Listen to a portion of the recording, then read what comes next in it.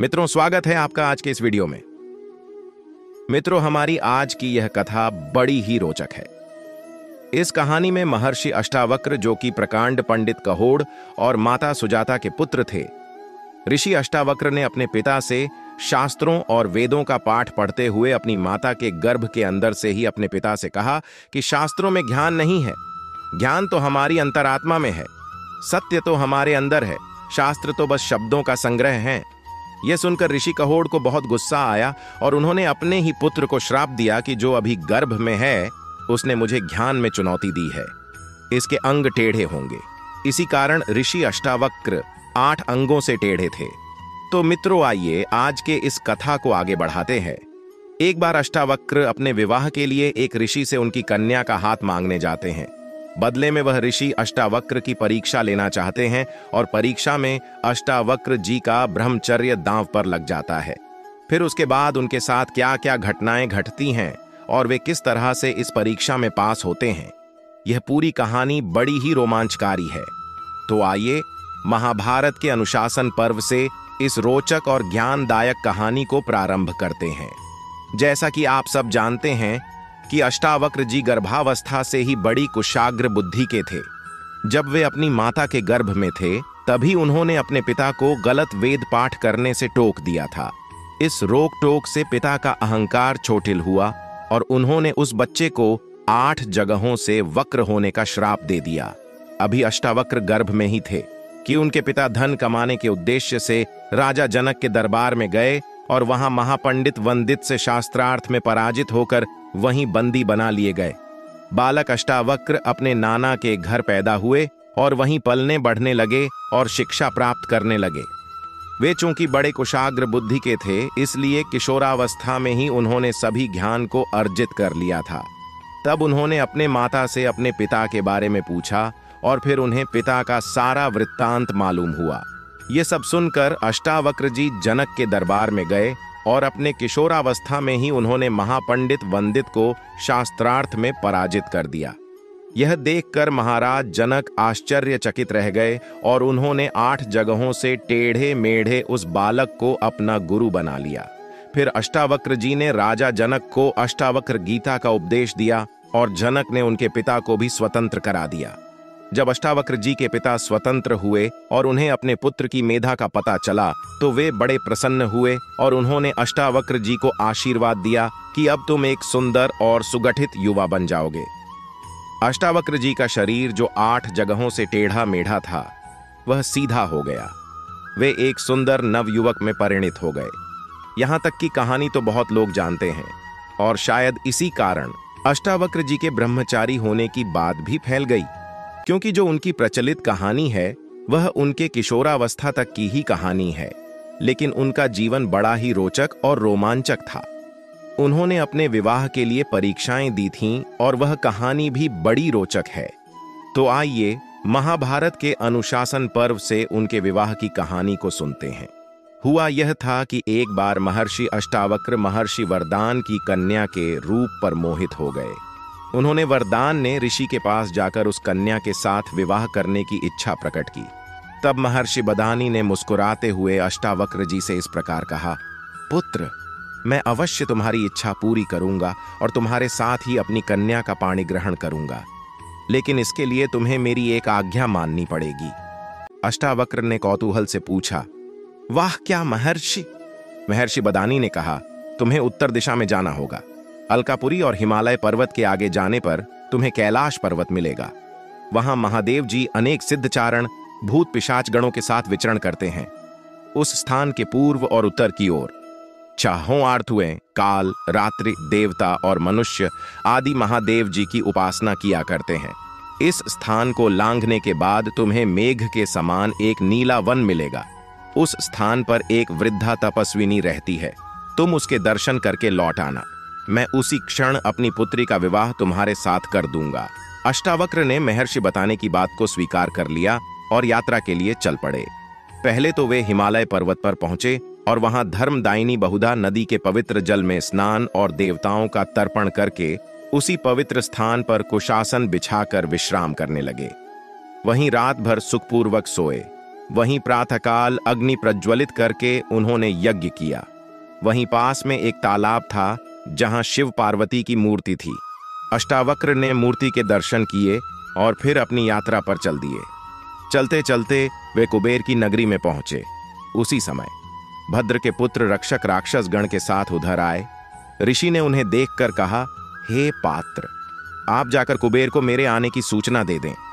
मणिभद्र के पुत्र ने यह सुनकर कहा कि महर्षि, आपके आने का समाचार तो भगवान कुबेर को पहले ही प्राप्त हो चुका है। वे स्वयं आपका समुचित सत्कार करने के लिए आ रहे हैं। कुबेर ने आकर महर्षि अष्टावक्र का स्वागत किया और फिर वे उन्हें अपने भवन में लेकर गए। आमोद प्रमोद के कितने ही साधन ऋषि के चित्त को प्रसन्न करने के लिए जुटाए गए।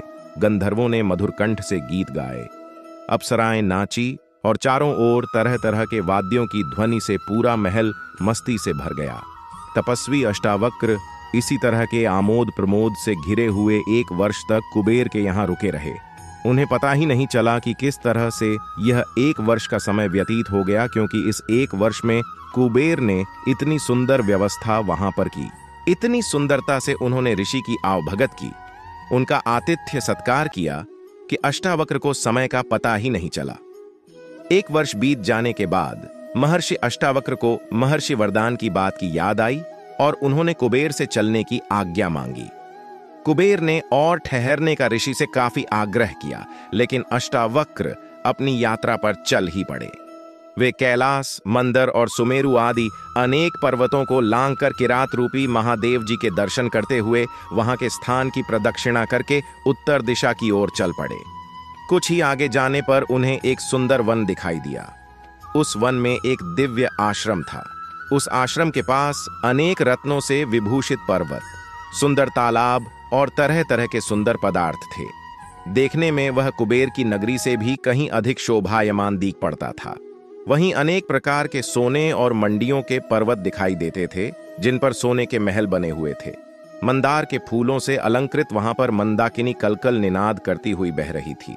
चारों ओर मणियों की जगमगाहट से उसे दिव्य बनने की कल्पना बहुत ऊंची हो जाती थी, लेकिन उसकी समता कहीं भी मस्तिष्क खोज नहीं पाता था। अष्टावक्र यह देखकर आश्चर्यचकित से खड़े थे। वे सोच रहे थे कि यहीं ठहरकर आनंद से विचरण करना चाहिए। इससे अधिक सुख और ऐश्वर्य और कहां मिल सकता है। अब वे अपने लिए एक उपयुक्त स्थान ढूंढने लगे और बढ़कर उन्होंने देखा कि यह तो एक पूरा नगर है। इस नगर के द्वार पर जाकर उन्होंने ऊंचे स्वर से पुकारा, मैं अतिथि हूं, इस नगर के प्राणी मेरा उचित स्वागत करें। अष्टावक्र के ऐसा पुकारते ही उसी समय द्वार से 7 परम सुंदरी कन्याएं अतिथि के स्वागत के लिए निकल आई। वे कन्याएं इतनी अधिक सुंदर थीं कि उन्हें देखकर अष्टावक्र ठगे से खड़े हो गए। जिसकी तरफ आंख उठाकर देखते उसे ही देखते रह जाते। इस तरह कुछ देर तक कामदेव ने ऋषि के अंतर में कोलाहल सा मचा दिया। वे काम आवेश में आकर उन सुंदरियों की ओर देखने लगे, लेकिन फिर उन्होंने अपने तपोबल से अपने मन को संयत कर लिया। उन सुंदरियों ने कहा, आइए भगवान पधारिए, हम आपका स्वागत करती हैं। महर्षि को लेकर वे एक महल के अंदर चली गई। वहां उन्हें सामने ही एक वृद्धा बैठे मिले। वह स्वच्छ वस्त्र पहने थी और उसके शरीर पर अनेक तरह के आभूषण थे।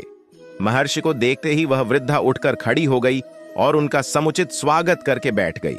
महर्षि भी वहीं पास में बैठ गए। उन्होंने उन सुंदरी कन्याओं की तरफ बढ़कर कहा, हे कन्याओं, तुम में से जो बुद्धिमती और धैर्यवती हो वही यहां रह है, बाकी सब यहां से चली जाएं। एक को छोड़कर सभी कन्याएं वहां से चली गईं। वृद्धा वहीं बैठी रही। रात होने पर महर्षि के लिए एक स्वस्थ शैया की व्यवस्था कर दी गई। जब महर्षि सोने लगे तो उन्होंने उस वृद्धा से भी जाकर अपनी शैया पर सोने के लिए कहा। उनके कहने पर वृद्धा अपनी शैया पर जाकर लेट गई। रात्रि का एक ही प्रहर बीता होगा कि वृद्धा जाड़े का बहाना करती हुई कांपती हुई मरसी की शैया पर आ लेटी। महर्षि अष्टावक्र ने आदर के साथ उसे लेट जाने दिया। थोड़ी देर बाद ही वह वृद्धा कामातुर होकर अष्टावक्र के शरीर का आलिंगन करने लगी। यह देखकर मारसी काष्ठ के समान कठोर और निर्विकार हो गए। अष्टावक्र जी को इस तरह अविचलित देखकर वृद्धा ने कहा, हे भगवान, पुरुष के शरीर का स्पर्श करने मात्र से ही स्त्री के अंग अंग में कामादीपन हो उठता है। स्त्री उस समय किसी तरह अपने मन को वश में नहीं रख सकती, यही उसका स्वभाव है। इसलिए आपके शरीर के स्पर्श के कारण मैं काम पीड़ा में जल रही हूं। अब आप मेरे साथ रमण करके मेरी इच्छा को पूर्ण कीजिए। हे ऋषि, मैं जीवन भर आपकी कृतज्ञ रहूंगी। यही आपकी तपस्या का अभीष्ट फल है। मेरी सारी संपत्ति आपकी ही है। आप यहीं मेरे पास रहिए।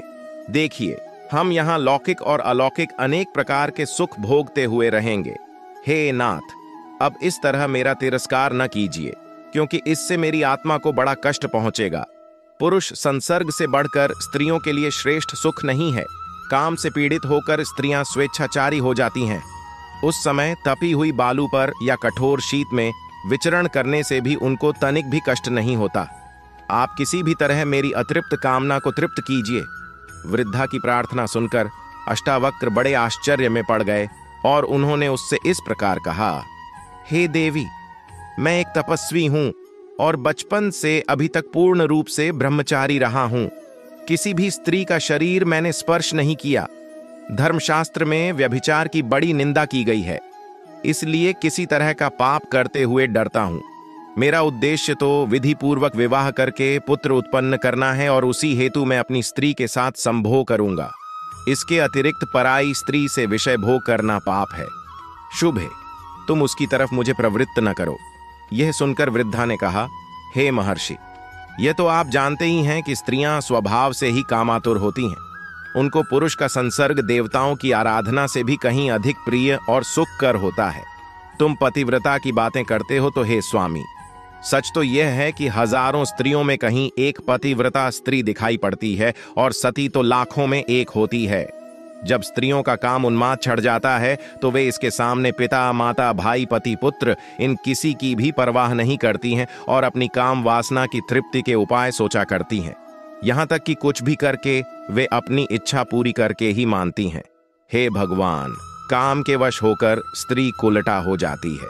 वृद्धा की बात सुनकर अष्टावक्र मन ही मन घबरा रहे थे, लेकिन फिर भी अपने को दृढ़ रखकर उन्होंने अविचलित भाव से उत्तर दिया, हे देवी, मनुष्य जिस विषय का स्वाद जानता है उसी के लिए उसकी तीव्र इच्छा होती है। मैं तो विषय भोग जानता ही नहीं, फिर मैं किसी भी हालत में तुम्हारी इच्छा पूरी नहीं कर सकता। इसके अतिरिक्त जो भी आज्ञा दो मैं करने के लिए तैयार हूं। वृद्धा ने कहा, यह न कहे नाथ, आप यहां कुछ दिन ठहरिए, तब अपने आप ही आपको संभोग सुख का स्वाद मिल जाएगा। तब मैं और आप पूर्ण सुख के साथ रहा करेंगे। इस पर अष्टावक्र ने कहा, हे देवी, जब तक तुम कहोगी तब तक मैं यहां ठहर जाऊंगा, लेकिन मैं नहीं जानता कि मैं किस तरह तुम्हारे काम आ पाऊंगा। ये कहने के पश्चात महर्षि अष्टावक्र उस वृद्धा के अंगों पर दृष्टि डालने लगे। वृद्धा भी कामातुर होकर आलिंगन के लिए उद्यत हुई, लेकिन किसी भी अंग को देखने से महर्षि अष्टावक्र के हृदय में कामा शक्ति जागृत नहीं हुई। वे सोचने लगे कि यह वृद्धा इस तरह काम से पीड़ित क्यों है। तभी उनके हृदय में संशय जागा कि हो सकता है कि यह कुछ समय पूर्व इस प्रासाद की अधिष्ठात्री देवी कोई युवती हो और किसी शाप के कारण इस तरह कुरूप वृद्धा हो गई हो। यह संशय पैदा होते ही उन्होंने उसकी कुरूपता और वृद्धावस्था का कारण पूछना चाहा, लेकिन सीधे वृद्धा से प्रश्न करने की उनकी हिम्मत नहीं पड़ी। एक दिन बीत गया। संध्या होने पर वृद्धा ने आकर कहा, हे महर्षि, वह देखिए सूर्य अस्त हो रहा है, अब आपकी क्या आज्ञा है। अष्टावक्र ने कहा, हे सुबह जाओ, स्नान करने के लिए जल ले जाओ, स्नान करके मैं संध्या वंदन करूंगा। वृद्धा जाकर जल ले आई और उसके साथ सुगंधित तेल और वस्त्र भी लेती आई। महर्षि से आज्ञा लेकर वह उनके शरीर में टेल मर्दन करने लगी और फिर अपने हाथों से उनके शरीर को मलकर उनको स्नान कराने लगी। महर्षि बड़े आनंद से स्नान करते रहे। स्नान करते करते सारी रात बीत गई। प्रातःकाल जब सूर्य की किरणें स्नानागार में आने लगी तो वे चौंक पड़े और इसे कोई माया समझकर वृद्धा से कहने लगे, शुभे, क्या भोर हो गई या यह किसी तरह का छल है। वृद्धा ने कहा, भगवान वास्तव में भोर हो गई। देखिए सूर्य भगवान प्राची में निकल आए हैं। जब महर्षि अष्टावक्र स्नान कर चुके तो इसके बाद वृद्धा ने पूछा, हे भगवान, अब मैं क्या करूं। अष्टावक्र कुछ भी उत्तर नहीं दे पाए और चिंतामग्न होकर सोचने लगे। इसी बीच उत्तर की प्रतीक्षा न करती हुई वृद्धा उठी और अंदर से एक थाल में सजाकर स्वादिष्ट भोजन ले आई। महर्षि भोजन करने लगे। फिर भोजन करते करते उन्हें पूरा दिन बीत गया। रात्रि आई। वृद्धा ने अलग अलग पलंग बिछवा दिए। महर्षि जाकर अपने पलंग पर लेट गए और कुछ देर बाद उनको नींद आ गई। आधी रात्रि के समय वृद्धा फिर संभोग की इच्छा रखती हुई उनके पलंग पर आ गई। महर्षि सहसा झककर कहने लगे, हे देवी, तुम व्यर्थ प्रयत्न न करो। पर स्त्री के साथ संभोग करने के लिए मेरा हृदय गवाही नहीं देता। यह कार्य मुझे धर्म विरुद्ध लगता है, इसलिए इसे त्याज्य समझकर मैं इसमें कदापि प्रवृत्त नहीं होऊंगा। इस पर वृद्धा कहने लगी, हे भगवान, आपकी शंका निर्मूल है। मैं स्वाधीन स्त्री हूं। माता पिता या पति किसी का भी मेरे ऊपर अधिकार नहीं है। मेरे साथ सहवास करने से आपको परस्त्रीगमन का दोष क्यों लगेगा? अष्टावक्र वृद्धा के तर्क के सामने परास्त होने लगे। तब सहसा उन्हें याद आया और उन्होंने पूर्ण दृढ़ता के साथ कहा, हे देवी, तुम्हारा यह कहना कि तुम स्वाधीन हो निराधार है। प्रजापति ने कहा है कि स्त्री जाति कभी स्वाधीन नहीं हो सकती। वृद्धा ने कौतूहलवश पूछा, क्यों? अष्टावक्र ने कहा, हे शुभे, प्रजापति ने कहा है कि लोक में कोई भी स्त्री स्वाधीन नहीं है। बाल्यावस्था में पिता, यौवनावस्था में पति और वृद्धावस्था में पुत्र स्त्रियों की रक्षा करते हैं, इसलिए वे इन्हीं के अधीन रहती हैं। फिर बताओ, तुम किस प्रकार स्वतंत्र हो? अष्टावक्र के तर्क के साथ किसी तरह न उलझते हुए वृद्धा ने दूसरा पैतरा लेकर कहना प्रारंभ किया, हे देव, मैं इस समय काम से पीड़ित हूं और आपके साथ संभोग की कामना करती हूं। कामातुर स्त्री की इच्छा को यदि पुरुष पूर्ण नहीं करता है तो उसे भयानक पाप लगता है। यह भी तो प्रजापति ने ही कहा है। वृद्धा के इतना कहने पर भी अष्टावक्र अडिग रहे और उसी दृढ़ता के साथ कहने लगे, शुभे, साधारणतया मनुष्य काम, क्रोध आदि दोषों के वशीभूत होकर इस संसार में कितने ही जघन्य पाप करता है, लेकिन मैंने कठोर संयम से अपने मन को अपने वश में कर लिया है। तुम किसी भी तरह उसको विचलित नहीं कर पाओगी, इसलिए तुम्हारा इस तरह आग्रह करना व्यर्थ है। जाओ, अपने पलंग पर चली जाओ। अब तो वृद्धा को गहरा धक्का लगा, लेकिन फिर भी उसने धैर्य नहीं छोड़ा और फिर वह आशा लेकर अष्टावक्र से बोली, हे महर्षि, यदि आप मुझे परस्त्री समझते हैं और इसी कारण पाप समझकर संभोग करते हुए डरते हैं, तो मुझे अपनी स्त्री बना लीजिए। मैं इसके लिए सहर्ष तैयार हूं। आप विश्वास रखिए, मैं अभी तक कुंवारी हूं। इससे आपको किसी तरह का पाप नहीं लगेगा और मेरी काम पीड़ा भी शांत हो जाएगी। अब तो अष्टावक्र एक अजीब पसोपेश में पड़ गए। उन्हें कोई उत्तर नहीं सूझ पड़ा। चिंता के भार से उन्होंने अपना सिर नीचे झुका लिया। कुछ ही क्षणों बाद जब उन्होंने कुछ कहने के लिए अपना मुंह ऊपर उठाया और उनकी दृष्टि उस स्त्री पर पड़ी, तो महान आश्चर्य के कारण वे सहसा हिल उठे। वह वृद्धा अब एक 16 वर्ष की अत्यंत सुंदरी कन्या का रूप धारण करके सामने बैठी मुस्कुरा रही थी। अष्टावक्र ने अधीर होकर पूछा, हे देवी, यह तुम्हारा कैसा रूप? मेरी समझ में कुछ भी नहीं आ रहा है कि तुम कौन हो। तुम्हारा रूप देखकर तो अब मेरे रोम रोम में एक मादकता भर गई है और मेरे अंदर कामोद्दीपक हो उठा है। लेकिन मुझे महर्षि वरदान की सुंदरी कन्या का भी ध्यान है, जिसके कारण मैं इस कठिन परीक्षा के लिए अपने स्थान से चला हूं। इसीलिए मैं तुम्हारे साथ किसी प्रकार का संसर्ग तो नहीं कर सकता, लेकिन तुम्हारा परिचय प्राप्त करने के लिए अवश्य लालायित हूं। बताओ कल्याणी, तुम कौन हो? उस कन्या ने मुस्कुराते हुए कहा, हे महर्षि अष्टावक्र, स्वर्ग और मृत्यु आदि सभी लोगों के स्त्री पुरुषों में विषय वासना पाई जाती है। मैं परस्त्री गमन के लिए आपके मन को विचलित करके आपकी परीक्षा ले रही थी, लेकिन अपने कठोर संयम के कारण आपने धर्म की मर्यादा को नहीं छोड़ा। इसीलिए मेरा विश्वास है कि जीवन में आप कभी किसी प्रकार का कष्ट नहीं भोगेंगे। मैं उत्तर दिशा हूं। स्त्रियों के चप्पल स्वभाव का प्रदर्शन करने के लिए ही मैंने वृद्धा का रूप रखा था। इससे आप यह जान लीजिए भगवान कि इस संसार में वृद्धावस्था को प्राप्त स्त्री पुरुषों को भी काम सताता है। मुझे प्रसन्नता है कि आपने स्त्री की कितनी भी चंचलता देखकर अपने ब्रह्मचर्य व्रत को नहीं तोड़ा। इसलिए ब्रह्मा और इंद्र आदि देवता आप पर अत्यंत प्रसन्न हैं। जिस काम के लिए महात्मा मदान ने आपको यहाँ भेजा है वह अवश्य पूरा होगा। मार्शल की कन्या से आपका अवश्य विवाह होगा और वह कन्या पुत्रवती भी होगी। अष्टावक्र यह सुनकर अत्यंत प्रसन्न हुए और उसे देवी से चलने की आज्ञा मांगने लगे। उत्तर दिशा ने आदर के साथ अष्टावक्र को विदा कर दिया। जब वे लौटकर महर्षि भदाने के पास आए तो उन्होंने उनसे उनकी यात्रा का सारा वृतांत पूछा और फिर अपने मन में पूर्णतः संतुष्ट हुए अपनी कन्या का पाणी ग्रहण उनके साथ कर दिया। दोस्तों, यहाँ पर लोगों को एक कौतूहल भी होता है कि उत्तर दिशा को जब महर्षि अष्टावक्र के ब्रह्मचर्य की परीक्षा लेनी थी तो वह वृद्धावस्था में ही क्यों आई? वह एक युवती के रूप में आती तो अष्टावक्र जी पर काम का प्रभाव अधिक पड़ता। तो इसका कारण यह है कि उत्तर दिशा पहले उनके अंदर काम वासना भड़काना चाहती थी। आप इसे ऐसे समझिए कि अष्टावक्र एक कठिन संयमी व्यक्ति थे। यदि प्रारंभ में ही उनके सामने सबसे कठिन घड़ी की परीक्षा आ जाती तो वे उसी से टकराकर जीत ही लेते। उनको अपने संयम पर भरोसा था, इसलिए पहले उनके सामने उत्तर दिशा ने एक वृद्धा के रूप में प्रेम का प्रस्ताव रखा, ताकि अष्टावक्र के मन में यह बात न आए कि मुझे परीक्षा को पास करना है, बल्कि उनके मन में यह बात आ जाए कि यह वृद्धा है, क्रूप है और फिर भी काम वासना के लिए मेरे सामने उद्यत है। यदि यह क्रूप नहीं होती तो शायद मैं कुछ सोचता। इस तरह के विचार यदि अष्टावक्र के मन में आते तो उनकी परीक्षा खंडित होती, क्योंकि परीक्षा के अंत में उत्तर दिशा एक अत्यंत सुंदर स्त्री बन जाती है।